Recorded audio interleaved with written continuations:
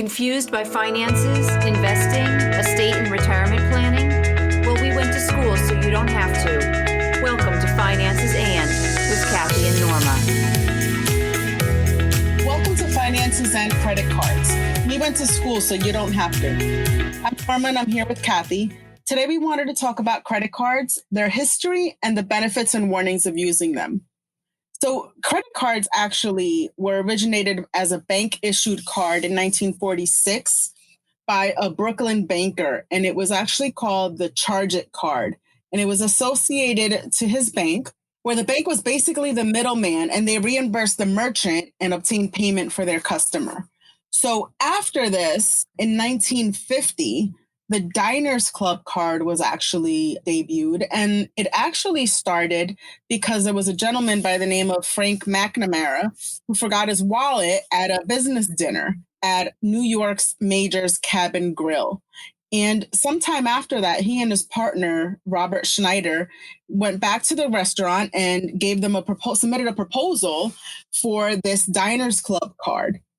At the end of 1951, this particular card had over 20,000 cardholders. It wasn't until about 7 years later that American Express decided to actually beat Diners Club to the punch of a travel charge card. So credit cards have, been in existence for some time, but they definitely have their benefits and, their pitfalls that we need to be really careful about. Did you know that single women were not allowed to get a credit card until 1974? I guess they weren't trustworthy enough for that. So what's the benefits of having a credit card? It's going to help you build credit if you are new to getting credit, or if you're recovering, maybe you had to file bankruptcy and so you need to try and build your credit up again. You could, by using your credit card, earn rewards so that you could have points to use or miles to use because you're going to spend on it anyway. You would have money available to you in an emergency by having a credit card. If you had to fix your car, you would at least be able to do something like that. And it also allows you to hold a rental car or a room so that you can. It also offers any fraud protection if you use it versus using your debit card, which is immediately taken out of your account. And this way, if there's anything you're going to dispute, they would help you with that. When you get your credit card bill in the mail, they're pretty standard for the most part. You're going to have your account number. You're going to have your closing statement date, which is basically the day they cut off the purchases. So anything after that particular date will be on your next statement. You're going to have your credit line and your available credit. So what's left that can be used. Your previous balance will be listed. Any payments that you've made, any credits such as refunds from merchants, and any finance charges. So if there was any interest that particular month, it'll be listed there. And then you'll have your new balance. They'll also have for that a minimum payment amount and a minimum payment due date. So that's when you have to pay that payment before they'll assess late charges or, consider you late. They'll also have your rate information. So basically, if you've made purchases or you've gotten a cash advance, you're likely subjected to two different interest rates. So there's a little box on one of those pages that'll show how much you've spent in purchases and is associated with a particular rate, and how much you've had in cash advances associated with a different particular rate. And also if you have maybe any offers that have a lower rate, so it'll break it down in this box and you'll know exactly how much of a balance you have towards each of those rates. And then of course your transactions for that period. So anything that you've done, anything you've bought, any holds or anything like that where there's, money associated with your card will be listed on there. So this is what you want to check just for any potential fraudulent purchases or maybe, errors in charges from a particular merchant. It's a good point that your cash advance might be a different rate from any balance transfers that you have, and might be any different rate from any purchases that you have as well. One of the other things that is recent to be added to our credit card statements is something called a Schumer box. It was named after the New York congressman at the time, who he is now a senator. And this was put in place to help simplify our credit card terms and help the consumer, us, compare rates easily and then try and understand what's being charged to us instead of just a whole bunch of numbers. There's some more information that's listed there. So the first thing that's listed is your APR, and that stands for your annual percentage rate. And that's telling you how much interest is going to be charged or that you're going to pay on any credit card balance that you leave over, that you have unpaid, which could include introductory rates they might have offered you, or it could be a long-term rate that you have, but that's going to be available to you. So you see what is your percentage rate. There could be other percentage rates, exactly like Norma said. Balance transfers, cash advances, and defaults might also be listed at a different rate. There also could be a variable interest rate, variable just meaning that it can change, and it will tell you how your rate changes. Maybe it changes at the end of a month. Maybe it changes after a certain dollar amount. There's a grace period listed there, and that's the period of time that you will not be charged interest. This is a tricky thing. You will not get a grace period if you've not paid it in full. But if you're paying off your bill every month in full, and this does not include cash advances, it's just if you've used the credit card to make a purchase, you will have about 21 days, because they have to, by law, mail out your credit card statement 21 days before the due date. So you don't have to pay it at that moment. You could wait for those 21 days. So it's almost like having a 3-week loan before you make that payment. So you can be like family of mine. They don't even wait for a credit card bill. They pay it as soon as they know they owe something on it. Or you could be like myself, who says, oh, it's due the 14th. I'll make sure that it's there by the 12th. But you have that 3-week period to make a decision about being able to pay it or not. The next thing they're going to show you is how they're calculating your APR. And what they do is they say if you have an APR of 20%, they divide that by 365. And then they actually charge you per day. So they're not waiting till the end of the month, but they would charge you it per day. So it would have a fraction of that 20% number they're charging it against. If you have a finance charge, or in other words, you did not pay your bill on time, there'll be a minimum amount that you have to pay. And that could be changed from month to month, whatever your minimum is. It will show you the annual fee, if there is an annual fee, and then any other kinds of fees. You might pay a fee if you have some sort of foreign transaction. Again, the balance transfers or the cash advances or any late payments might also cause those fees. There are obviously, there's advantages to having the credit card, but there's also warnings. And the one thing that comes to mind, and there's a commercial that used to be on some years ago, and me and my ex-husband used to laugh about it a lot. There was a guy and he had a lot of stuff and he lived in a big old house and just lots of stuff. And I think he was having a barbecue or something. And they said, oh, how do you have all this? And he looked at them and he said, I'm in debt up to my eyeballs. I always think of that when I see people, people trying to keep up with the Joneses. Like, I wonder if they're in debt up to their eyeballs, and that's really the warning. As far as having a credit card, I think, it's good to have for emergency purposes. If you happen to not have an emergency fund and you want to use a card, it's good to use if you want to rack up points. Like Kathy just said, or she knows someone who makes a charge and pays it. I do that every once in a while. I know if I have a big purchase, I'll use my credit card and literally immediately go to my car and make the payment. It's just because I wanted the points. I get cash back on my American Express. There's a lot of times, and we all fall into it, or at least a lot of us, I know I do, where you say you're going to pay it off and then you don't realize that, 2 or 3 things, $100, $200, $300, $70 here and there will add up. I know there was a particular month where there were definitely it was around Christmas time. There were a lot of purchases on my card. And at the end of the month, when I sat and realized how much it was, I actually took out the calculator and started adding things up because I couldn't believe that it was up so high. And I knew there was just no way. Like, in my mind, I was going to pay it at the end of the month, and then you just don't. So, the warning again is that you're realistic about what you can and cannot pay off. On top of that, there's the fact that if you only make the minimum payment, you're really not making a dent if you have a high balance.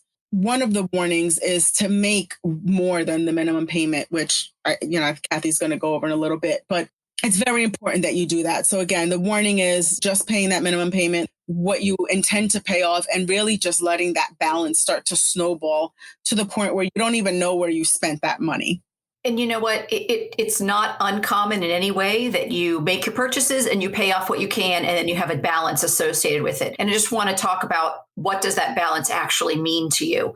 One of the things it means is, if you don't pay anything more than your minimum requirement after 1 year, you're still going to owe that original amount. So if you owed $300 and all you ever did was pay your minimum amount, which, by the way, is just the interest you owe in general, at the end of a year, you're still going to owe about a $300. So you'll have made sort of no dent in what you owe. Again, it's personal experience with family that's the case, that they were surprised that a year later they still had the same amount due. Well, and in addition to that, that actually brings up a really good point. I have had my Kohl's charge card for quite some time, and I'm when we record, we do a video and I'm actually wearing my Kohl's shirt, which just reminded me. Kohl's actually does something pretty cool. And unfortunately, it's only for those of us who have been grandfathered in. And I've had my card for 20 years or so. You've got your minimum payment, and then they have an actual minimum payment to avoid interest. Oh. What I do is I pay my minimum payment to avoid interest amount, because there's no sense in using your card to save 15, 20, or 30%, depending on what you scratched off on your ticket there, if you're only going to make a minimum payment and now rack up, like Kathy just said, the interest charges and never really pay that balance. You're obviously going to lose in that situation. But what you can do, if you're one of these, one of the lucky people that are grandfathered into the Kohl's situation, and I don't know if any other stores or credit cards do this, pay that minimum payment to avoid interest. And that way you're keeping your deal and you are paying an affordable amount. And if I'm not mistaken, and unfortunately I didn't check this before we recorded, but maybe 30%, it might be 30% of the balance. I mean, it's something quite reasonable considering, how much can you really spend at Kohl's? I know I can, but I'm just saying, I don't think it's any more than 30% of your balance that you can pay, which is a great deal. And it's great customer service, right? Just like what we're doing right now, educating somebody so you can see what the difference is right there on your credit card statement. I think that's terrific. So I'm just going to talk again about the interest, and if you're leaving a balance, and just be a little bit more mathematical for just a second. So again, that APR stands for annual percentage rate, but hopefully you're not leaving it for a whole year and they realize that they want to charge you each month. So if your interest rate was, say, 16%, they're going to take that 16% and they're going to divide it by 365, the number of days in a year.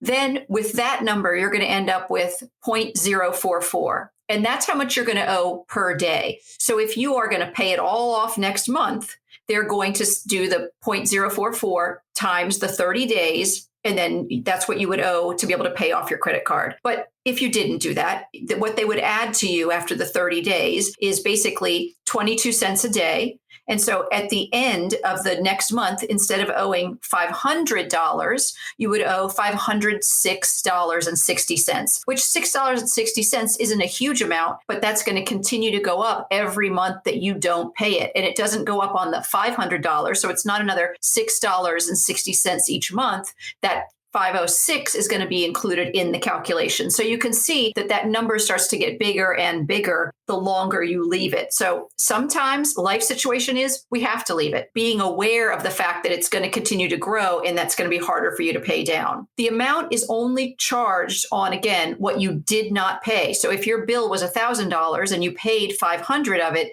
that 500 is paid. It's good. They're going to calculate it on the remaining 500. There are also sometimes variable interest rates, which means they can change from month to month with the prime interest rate. And that's set by the government. If you have a variable interest rate, you need to be very careful that you are aware of what is the interest rate, because if it starts to go up quickly, it's going to snowball. You're going to owe more and more and more. So you might only be able to get a variable interest rate for whatever reason, but as soon as you can get a set interest rate, that's probably a better idea, especially because if you're coming back after bankruptcy, it might be all that's available to you. And obviously you're trying to do your very best to be on top of your finances. So I just want to make sure that that's talked about. Another benefit of credit card is a balance transfer. Unfortunately, right now, at least for me, I don't know about anyone else, I don't really have any good balance transfer offers available due to the current state of the economy, I'm assuming, because I always have balance transfer offers available. A balance transfer offer is where they agree to basically take on another bank's debt. Meaning, if you owe Visa, for example, $10,000 on whatever bank, and there's another bank, let's say American Express, will take that balance and charge you zero interest for a certain amount of time. You can transfer that over for a fee. It's usually either a flat fee or a percentage, and you've got that offer for that amount of time. Now, the good thing about it is if you're trying to pay off your debt, this is the way to do it. It's basically you're not paying to have this debt and you can pay it off quicker so you don't have the interest mounting. The negative part of it is if you don't pay it off at the end. Unfortunately, that debt will probably have a really high interest rate. For example, like I just said, I don't have any offers available. What I really meant to say, I don't have any good ones available. The one I have available is at, I want to say 18.99, which is just a ridiculous amount to me because my regular interest rate is lower than that. So my point is that if you're going to do a balance transfer, you need to make sure that you've got a plan to have that paid off before that offer expires. Another offer may not be available to you. So you just want to make sure that, again, you've got this plan, you pay it off, or that you just know that at the end of that you're going to start paying this high interest rate. The only other thing that she did say that you do have to be concerned about is that you're going to pay a fee to make that transfer. So make sure that that fee is in your head as well when you're calculating if it's worth it to transfer your money over. There's also no interest offers. So cards might offer this as an incentive for you to make a very large purchase. I know Apple Computer, for example, will give you a no interest credit card for, I think it's 18 months or something like that. So you have to make sure that you are paying it off before you get to the end of those months. So for example, you're buying something for $5,000 and you're going to pay for it over time. And let's say that you're going to interest freeze for a year. You should be calculating, dividing it by 12 and making sure you've paid it off in a year. If you don't pay it off, they will take all the interest that you were not accruing and immediately apply it to your purchase. So you could have been paying it down, get to your last payment. You're late one day with that last payment and all the interest will show up on what you owe and you will owe that money. Personally, though, if I do something like that, I don't divide by 12 because I don't want to get stuck with being late for any reason. I divide by 11. If I take that $5,000, divide it by 11, can I make those monthly payments? And if so, I will take their money for free for those 11 months and be able to use it by purchasing whatever the item is that I need. And to kind of piggyback on that, there's also something called a teaser rate, which is basically an introductory rate that is offered to you when you're trying to get a new card. And this is usually an offer you'll get in the mail. But due to the Credit Card Act of 2009, it actually requires that these introductory periods be at least 6 months. So what happens is you'll have that 6-month period where you'll have a low or a zero rate.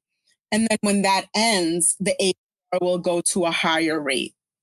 Did you know that there were over 10,000 credit card transactions a second around the world? So this is a way of life. People are absolutely living this way. We're getting the advantages of getting the points or getting the miles. And there's no reason for us not to take advantage of that. Obviously, the goal, though, is to make sure that whatever you're buying, you're able to pay down each month and pay off each month. The other thing is, I didn't know if you realized that those numbers at the beginning of a credit card number, like 6001, they have a meaning. So if your credit card number starts with a 1 or a 2, it means that it's part of an airline credit card. If it starts with 3, it's part of a travel credit card. 4 and 5 are part of banking credit cards. 6 is merchandise and banking.